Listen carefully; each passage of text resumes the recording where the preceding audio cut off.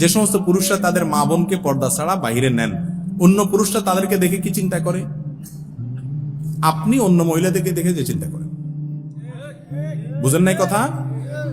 আপনি কি চিন্তা করেন নিজেরটা তো নিজে জানেন। এবার বুঝেন আপনার বউ, আপনার মেয়ে, আপনার বোন, আপনার মা বাইরে গেলে মানুষ কি চিন্তা করে। এরপর আপনার বিবেককে জিজ্ঞাসা করেন যে তাদেরকে বেপর্দা চলতে দেয়া আপনার রুচির কত নিচু তার প্রমাণ করে, ঠিক না বেঠিক?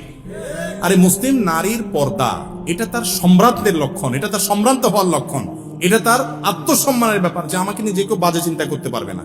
একজন মেয়েকে দেখে যদি বাজে একটা মন্তব্য কেউ করে তার কাছে ভালো লাগবে? তো তাকে দেখে মনে মনে বাজে কল্পনা করে কি করে না? কেউ যদি বলে না আমার এরকম কিছু হয় না, তাহলে এই লোক হয় অসুস্থ না মৃত্যু।